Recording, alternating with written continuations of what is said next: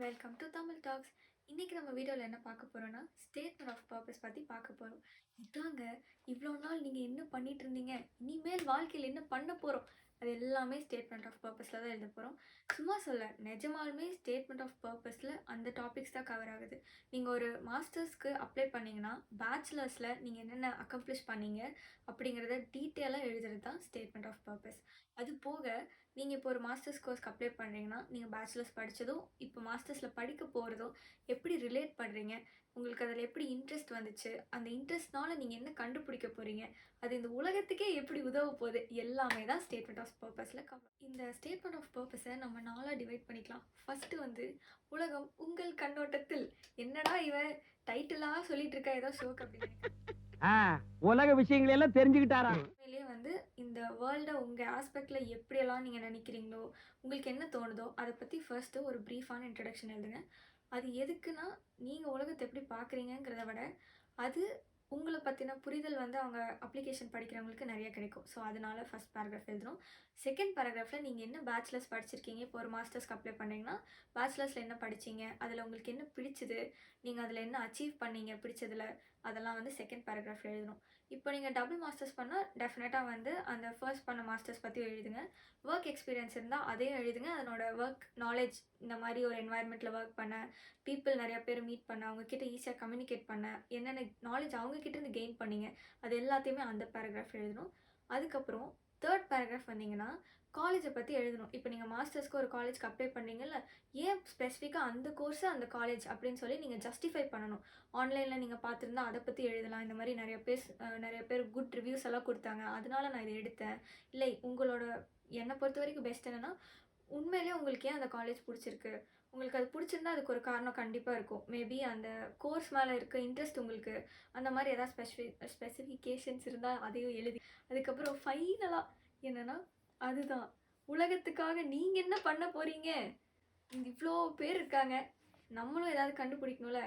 அதாவது நான் சொல்கிறது, ஒரு இன்ஜினியரிங் ஸ்டூடெண்ட்டாக இருந்தால் ஆர்ட்ஸோ மேனேஜ்மெண்ட்டோ எடுத்திங்கன்னா நீங்கள் வந்து எவ்வளோ பெட்டர் ஆக்கலாம் இந்த உலகத்தை அப்படிங்கிறத ஒரு சூப்பரான பேராகிராஃபை எழுதிடுங்க. எஸ்ஓபி, அதாவது ஸ்டேட்மெண்ட் ஆஃப் பர்பஸை எப்படி கன்ஸ்ட்ரக்ட் பண்ணுறதுன்னு உங்களுக்கு ஒரு சில டிப்ஸ் தரப்போகிறேன். ஃபர்ஸ்ட்டு, அமைதியான ஒரு இடத்துல போய் உட்காந்துக்கோங்க. ஒரு பென் பேப்பர் எடுத்துக்கோங்க.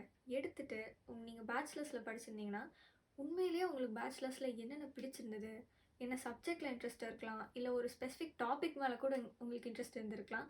அதை பற்றியெல்லாம் ஒரு 10 பாயிண்ட்ஸ் எடுத்துக்கோங்க. அதுக்கப்புறம் அந்த செல்ஃப் அனலைசேஷன் பண்ணல உங்களை பற்றி நீங்கள் என்ன ஸ்ட்ராங் கேரக்டர்ஸ், இல்லை எனக்கு இதில் கொஞ்சம் வீக்னஸ் இருக்குது, அதை எப்படி இம்ப்ரூவ் பண்ணிக்கிறது, அந்த மாதிரி ஒரு 10 பாயிண்ட் எழுதிக்கோங்க. அதுக்கப்புறம் இப்போ வரைக்கும் என்ன பண்ணோன்னு எழுதி முடிச்சிட்டா, இனிமேல் என்ன பண்ண போகிறோம், who will I be in 5 years அப்படிங்கிற ஒரு பேராகிராஃப் ஹெட்டிங் போட்டுட்டு அதில் ஒரு 10 பாயிண்ட் எழுதுங்க. இது எல்லாத்தையும் நீங்கள் எழுதி முடித்தாலே உங்களுக்கே ஒரு கிளியர் ஐடியா வரும். எஸ்ஓபி உங்களோடது எப்படி கன்ஸ்ட்ரக்ட் பண்ணால் நல்லாயிருக்கும், இல்லை எப்படி பண்ணலான்னு சொல்லிட்டு. இதை பண்ணி முடித்தோடனே டக்குன்னு கூகுள் போயிட்டு நிறைய ஸ்டேட்மெண்ட் ஆஃப் பர்பஸஸ் எக்ஸாம்பிளாக வச்சுருப்பாங்க. ஸோ அந்த ஒரு எக்ஸாம்பிள் எடுத்து நீங்கள் எழுதின பாயிண்ட்ஸை வச்சு மேட்ச் பண்ணி பாருங்கள். இந்த சென்ஸ் என்ன சொல்கிறது, எப்படி சென்டென்ஸ் ஃபார்ம் பண்ணியிருக்காங்க. ஃபர்ஸ்ட் இந்த சென்டென்ஸ் போட்டால் நல்லாயிருக்கும், அதாவது நீங்கள் என்ன டிகிரி படிக்கிறீங்க, அதில் உங்களுக்கு பிடிச்ச சப்ஜெக்ட், அதுக்கப்புறம் டாபிக்ஸ், அந்த மாதிரி ஒரு 4 பேராகிராஃப்ஸில் நீட்டாக அரேஞ்ச் பண்ணிடுங்க. எழுதி முடிச்சுட்டு ஒக்காபுலரிஸ் நீங்களே படித்து பார்த்தீங்கன்னா உங்களுக்கே தெரியும். ஃபர்ஸ்ட் ரீடிங் பண்ணையில் மேபி இந்த இடத்துல இந்த வேர்ட் போட்டால் இன்னும் கொஞ்சம் அழகாக இருக்குமே அப்படின்னு தோணல, அந்த வேர்டை அந்த இடத்துல இன்ஸ்டடாக யூஸ் பண்ணிக்கோங்க. பண்ணிவிட்டு ஒரு 2-3 பேர்த்துக்கிட்ட படித்து பார்க்க சொல்லுங்கள். உங்களை நல்லா தெரிஞ்சவங்க, இல்லை கொஞ்சம் இங்கிலீஷில் நாலேஜபிளாக இருக்கவங்க கிட்ட கொடுத்து கிராமர் மிஸ்டேக்ஸ்லாம் பார்த்து சூப்பராக பக்காவாக கரெக்ட் பண்ணி வாங்கிடுங்க. அப்புறம் உங்கள் எஸ்ஓபி தான் பெஸ்ட்டாக இருக்கும். நான் ஏன் எஸ்ஓபி வந்து உங்களுக்கு ஒரிஜினலாக எழுத சொல்கிறேன் அப்படின்னா, ஏன்னா அதுதான் உங்களை தனித்துவமாக காட்டுறதும் கூட. அந்த காலேஜ் உங்கள் அப்ளிகேஷனை பிக் பண்ணுறதுக்கு அதுதான் மெயின் ரீசன். ஃபர்ஸ்ட் காலேஜஸ் எல்லாமே என்ன பார்க்குறாங்கன்னா, உங்களோட எஸ்ஓபியும் எல்ஓஆர் மட்டும்தான் பார்க்குறாங்க. அதுக்கப்புறம் அது ரெண்டும் நல்லா இருந்தால் தான் அடுத்து உங்களோட சிவி, மார்க் ஷீட்ஸ் எல்லாமே பார்க்குறாங்க. ஸோ எஸ்ஓபி தான் நீங்கள் எவ்வளோ ஸ்பெஷல், உங்களுக்கு ஏன் உண்மையிலே அந்த சீட் வர்த் அப்படிங்கிறத நீங்கள் ப்ரூவ் பண்ணணும். ஸோ அதுக்கேற்ற மாதிரி சூப்பராக எழுதிடுங்க. அவ்வளோதான். ரொம்ப யூஸ்ஃபுல்லாக இருக்கும் நான் நம்புகிறேன். உங்களோட ஃப்ரெண்ட்ஸ் யாராச்சும் வந்து எஸ்ஓபினா என்னன்னே தெரியலடா, என்ன எழுதுறதுனே தெரில அப்படின்லாம் ஃபீல் பண்ணுறாங்கன்னா ஒன்றும் பிரச்சனை, இந்த வீடியோ ஷேர் பண்ணி விட்ருங்க. மறக்காமல் நீங்களும் லைக் பண்ணி ஷேர் பண்ணி சப்ஸ்கிரைப் பண்ணிடுங்க. அப்புறம் அந்த பெல் ஐக்கானையும் தட்டி விட்ருங்க. அப்போ தான் நான் அடுத்து போகிற வீடியோ உங்களுக்கு நோட்டிஃபிகேஷன் வரும். ஓகே, நம்ம நெக்ஸ்ட் வீடியோவில் வந்து எல்ஓஆர் பற்றி பார்க்க போகிறோம். Until then, it's bye from Harini. See you. Bye.